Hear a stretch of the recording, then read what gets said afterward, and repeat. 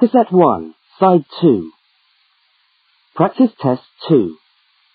You will hear a number of different recordings, and you will have to answer questions on what you hear. There will be time for you to read the instructions and questions, and you will have a chance to check your work. All the recordings will be played once only. The test is in 4 sections. Write all your answers in the listening question booklet. At the end of the test, you will be given 10 minutes to transfer your answers to an answer sheet. Now turn to section 1 of your question booklet.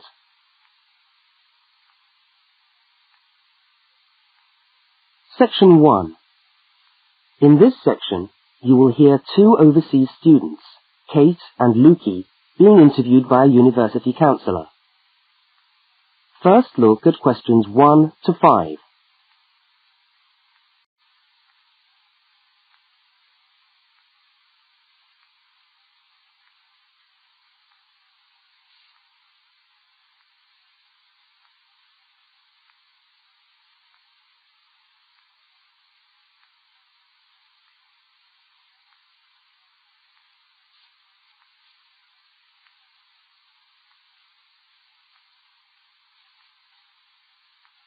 You will see that there is an example which has been done for you. On this occasion only, the conversation relating to the example will be played first.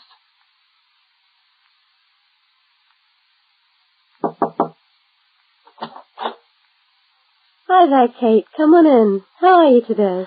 Fine, thanks. Hi, Lukey. How's things? Okay. Well, as I explained on the phone, I'm a counsellor here at the Student Services section of the university. And I'm interviewing overseas students to help me draw a guide for new students. So I'd be grateful if you could tell me a little about your time since you've been here in Cambridge. Right. Yeah. Now, Kate, let's start with you. Okay. This is your 2nd semester, isn't it? Could you tell us something about your first impressions of the town when you arrived? Yeah. Well, first of all, I was struck by how quiet it is here in the evening. Kate's first impression of the town is that it is quiet in the evening, so quiet is the answer. Now we shall begin. You should answer the questions as you listen, because you will not hear the recording a second time. Now listen to the first interview with Kate and complete the notes by filling in the numbered spaces 1 to 5.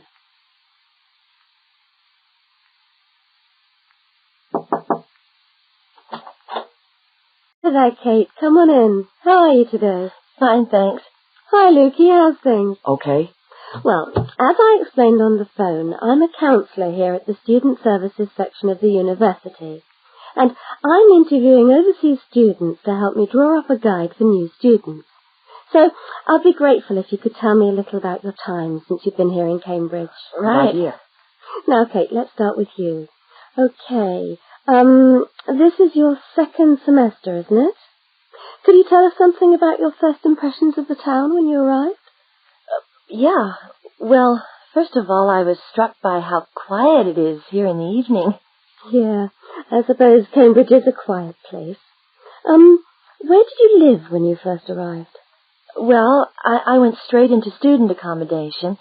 It was a kind of student hostel. Ah, right. So, you didn't have to worry about doing your own cooking or anything like that? No. Sometimes I wished I had. The food at the hostel was awful. Oh, dear. But how were the other students? To be honest, I haven't managed to make many friends, even though the place is full. People seem to keep to themselves. They're not really very friendly. Oh, I'm sorry to hear that. Well, what about the actual course? You're studying, I'm doing a master's by coursework in environmental studies. Oh, right. And how are you finding that? Yeah, well, it's been pretty good, really. I've enjoyed the course, but I feel there hasn't been enough contact with the lecturers. Oh. They all seem to be incredibly busy. The only chance I've really had to talk to them was on the field trip. Well, that's no good. Mm-mm. Could anything be done to improve the course, in your opinion? Well, I think it would be helpful to have meetings with lecturers on the course.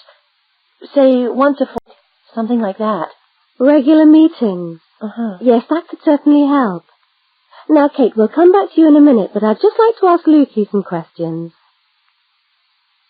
Before they continue the interview, look at questions 6 to 10.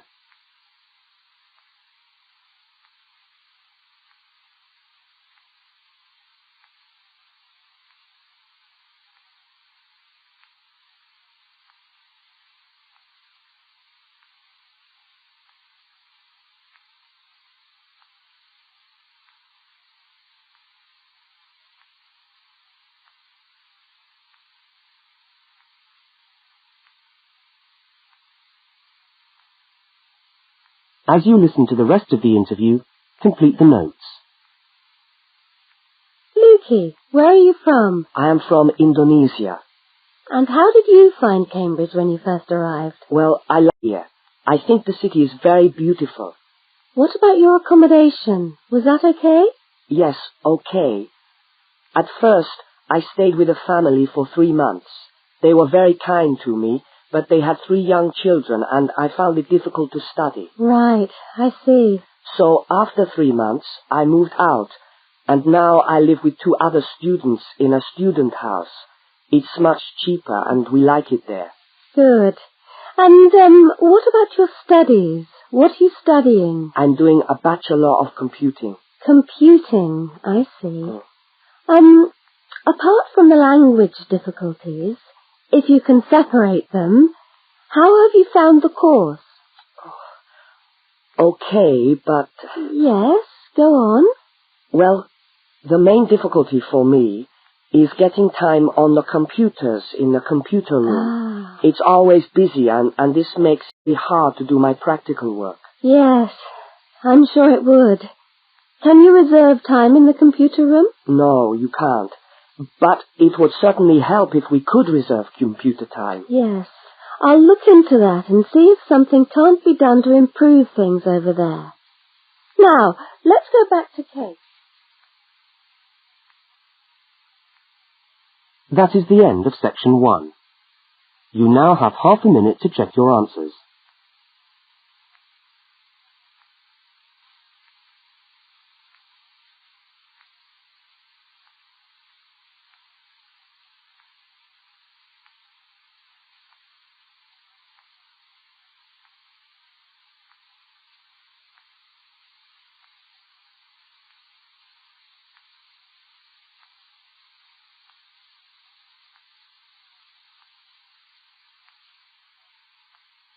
Now turn to section 2.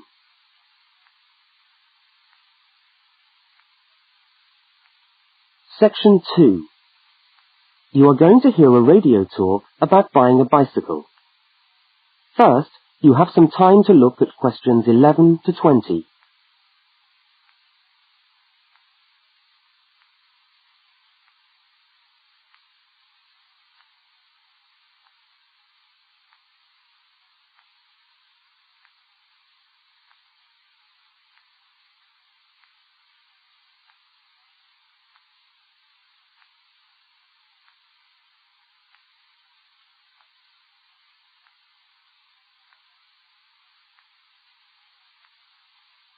Now listen to the first part of the talk and complete the notes by filling in the numbered spaces 11 to 20. Well, last week we talked about buying camping equipment, and today I'd like to talk to you about buying a bicycle. A simple enough exercise, you might imagine, but there are lots of things to look out for to make sure you get the best deal for your money. Well, the range of bicycles is enormous. There are racing bikes, touring bikes, mountain bikes, or just plain ordinary bikes for riding around town. They vary enormously in 2 basic ways: price and quality. This means that the choice you make will probably be determined by the amount of money you want to pay, your own personal needs, what is actually available, or a compromise of all 3 things. However, in broad terms, you can spend anything from $50 to $2,000 on a bike, so you'll need to know what you're looking for. Single-speed cycles, that is bikes with no gears, are really only suited to short, casual rides. Their attraction is their simplicity and reliability. After years of neglect, they still manage to function, though not always too efficiently. If it's basic transport you're after, then you can't go wrong. 3-speed cycles, on the other hand, are all that is really necessary for most town riding, going to the shops and things like that. Like the single-speed bike, they're simple and reliable. If you are going to be going up and down lots of hills, then you'll probably want something more efficient. 5 and 10-speed bicycles are best suited to riding over long distances or hilly terrain and to serious touring. So if it's serious touring you're interested in, get a 5 or 10-speed bike. However, it's worth remembering that the difference in price between a 5 and 10-speed cycle is usually very little, and so it's well worth paying that little bit extra to get the 10-speed one. So I would tend to recommend the 10-speed bike as the price is similar. However, you'll be getting better quality components. Now the next thing we need to look at is size. Buying a cycle is like buying clothes. First of all, you find the right size, and then you try it on to see if it fits. Contrary to what you might imagine, the size of the cycle is not determined by the size of the wheels, except in children's cycles, but by the size of the frame. So you'll need to measure the length of your legs and arms to get a frame that is the right size for you. Well, that's all from Helpful Hints for today. That is the end of section 2. You now have half a minute to check your answers.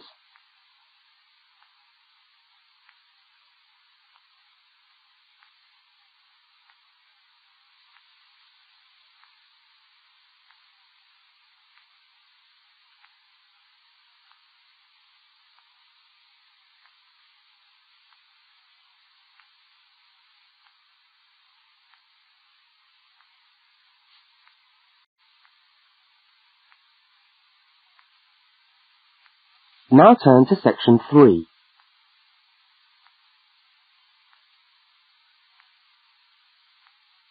Section 3. In this section, you will hear a conversation between two students, Fiona and Martin, talking about a tutorial topic. First, look at questions 21 to 24.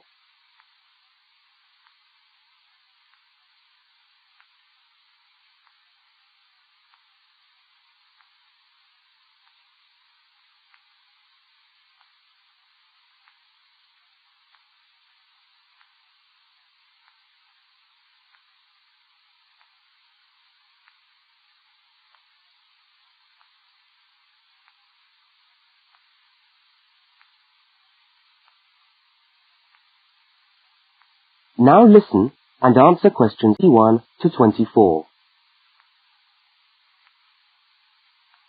Hi there, Martin. How are you going with your Australian Studies tutorial paper? Oh, good. I finished it, actually. Lucky you. What did you do it on? I'm still trying to find an interesting topic.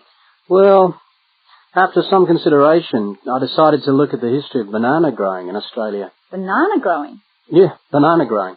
Fascinating, I'm sure. Well, it's not as boring as you'd think. And I wanted to tie it into the work I've been doing on primary industries and the economy. Anyway, I bet there are a few things you didn't know about bananas. Such as? Such as the fact that bananas were among the first plants ever to be domesticated. Oh, really? Yeah, they're an extremely nourishing food. I suppose you're going to tell me the whole history of banana growing now, aren't you? Well, it'll be a good practice run for my tutorial next week. I'll do the same for you sometime. Okay, fire away. So where were these bananas domesticated? According to my research, the Cavendish banana, which is a type of banana and the first type to be cultivated here, actually originated in China, but they had a fairly roundabout route before they got to Australia. You mean they didn't go straight from China to Australia? No, they didn't. It seems that in 1826, bananas were taken from South China to England. I suppose they'd have made a welcome addition to the English diet. Yes, I'm sure. Well, apparently there was an English duke who was particularly fond of bananas, and he used to cultivate them in his hothouse, which is where you have to grow them in England, of course, because of the cool climate. And they became quite popular in the UK. So he was the one responsible for cultivating the Cavendish banana, which was then introduced into Australia. I see, and we've been growing them ever since. Yeah. Now look at questions 25 to 32.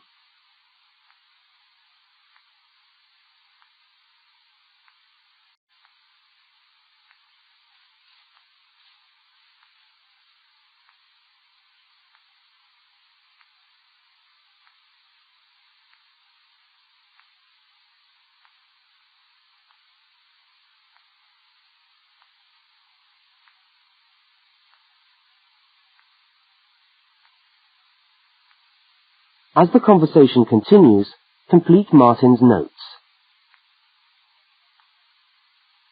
Are they hard to grow? Well, yes and no. To grow them in your garden, no, not really.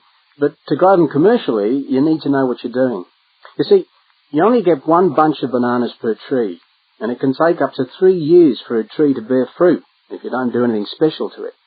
But this period is greatly reduced with modern growing methods, particularly in plantations where you have perfect tropical conditions.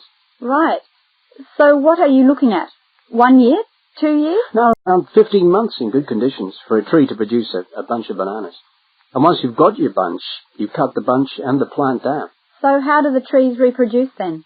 Well, bananas are normally grown from suckers, which spring up around the parent plant, usually just above the plant. They tend to like to grow uphill, or at least that's the common wisdom. So that's why banana plantations are usually on hillsides, is it? Yeah, they grow best like that. That's interesting. If you plant them in rich soil and give them plenty of water at the beginning of summer, then they should be well advanced by the beginning of winter, when growth virtually stops. But in a country like England, they're hard to grow. Although you can grow them in a hothouse. But in Australia, it's not difficult. No, though even here, the growers put plastic bags around the bunches to protect them and keep them warm. If you go up to the banana growing districts, you'll see all these banana trees with plastic bags on them. But how do they stop the bananas going bad before they reach the shops? Well, the banana bunches well before the fruit's ripe. Once you cut the bunch, the bananas stop growing, but they do continue to ripen. The interesting thing is that once one banana ripens, it gives off a gas which then helps all the others to ripen. So they pretty much all ripen within a few hours of each other. Amazing. So do we export lots of bananas overseas to Europe and Asia, for instance? Well, oddly enough, no. I believe New Zealand takes a small proportion of the crop, but otherwise, well, they're mostly grown for the domestic market, which is surprising when you think about it, because we grow an enormous number of bananas each year. Yes, well, thank you for all that information. I'm sure the tutorial paper will go really well. You certainly seem to have done your research on the subject. Let's hope so. That is the end of section 3. You now have half a minute to check your answers.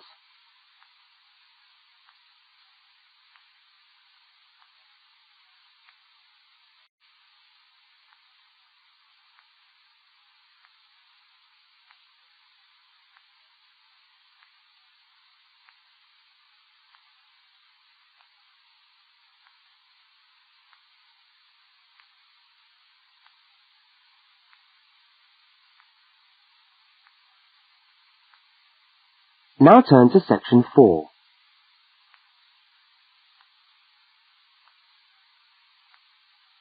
Section 4. You are going to hear part of a public lecture for new students. First, look at questions 33 to 35.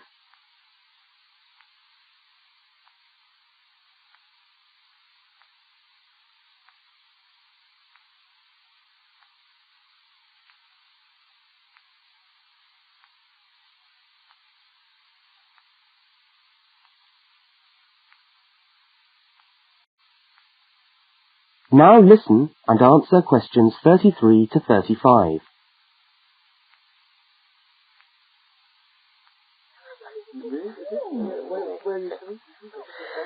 Good morning everyone, and welcome to our regular lecture on health issues. This series of lectures is organised by the Students' Union and is part of the Union's attempt to help you, the students of this university, to stay healthy while coping with study and social life at the same time.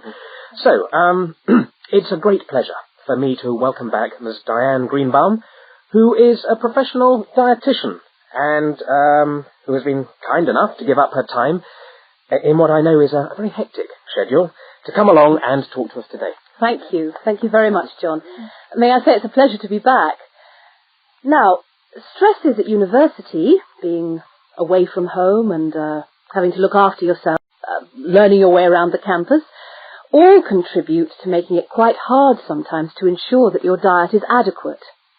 So, today, I'm going to talk about ways of making sure that you eat well, while at the same time staying within your budget.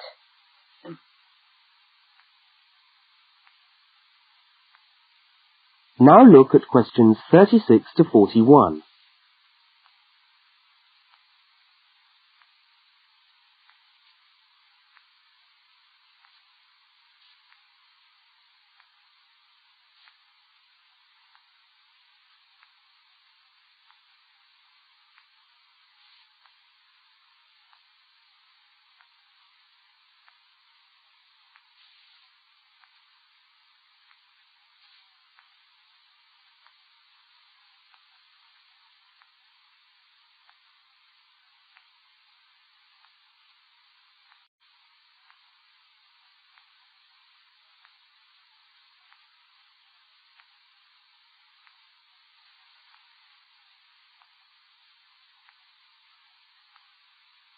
As you listen to the second part of the lecture, complete the notes and diagram in the spaces provided.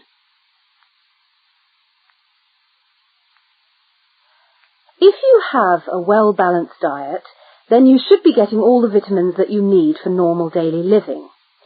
However, sometimes we think we're eating the right foods, but the vitamins are escaping, perhaps as a result of cooking, and anyway, we're not getting the full benefit of them. Now, if you lack vitamins in any way, the solution isn't to rush off and take vitamin pills, though they can sometimes help. No, it's far better to look at your diet and how you prepare your food. So, what are vitamins? Well, the dictionary tells us they are food factors essential in small quantities to maintain life. Now, there are fat-soluble vitamins which can be stored for quite some time by the body, and there are water-soluble vitamins which are removed more rapidly from the body, and so a regular daily intake of these ones is needed. Okay, so how can you ensure that your diet contains enough of the vitamins you need? Well, first of all, you may have to establish some new eating habits. No more chips at the uni canteen, I'm afraid. Now, firstly, you must eat a variety of foods. Then you need to ensure that you eat at least 4 servings of fruit and vegetables daily. Now, you'll need to shop 2 or 3 times a week to make sure that they're fresh, and store your vegetables in the fridge or in a cool, dark place. Now, let's just refresh our memories by looking at the healthy diet pyramid. Okay, can you all see that? Good. Well, now, as you see, we've got 3 levels to our pyramid. At the top, in the smallest area, are the things which we should really be trying to avoid as much as possible. Things like, sugar, salt, butter, all that sort of thing. Next, on the middle of our pyramid, we find the things that we can eat in moderation. Not too much, though. And that's where we find milk, lean meat, fish, nuts, eggs. And then at the bottom of the pyramid are the things that you can eat lots of, because they're the things that are really good for you. Here we have bread, vegetables, and fruit. So, don't lose sight of your healthy diet pyramid when you do your shopping. That is the end of section 4. You now have half a minute to check your answers.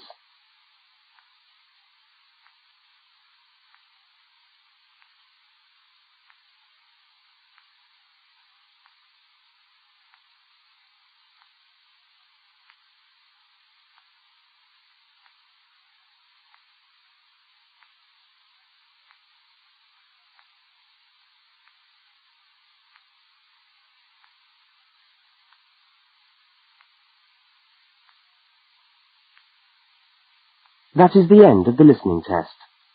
You now have 10 minutes to transfer your answers to the listening answer sheet.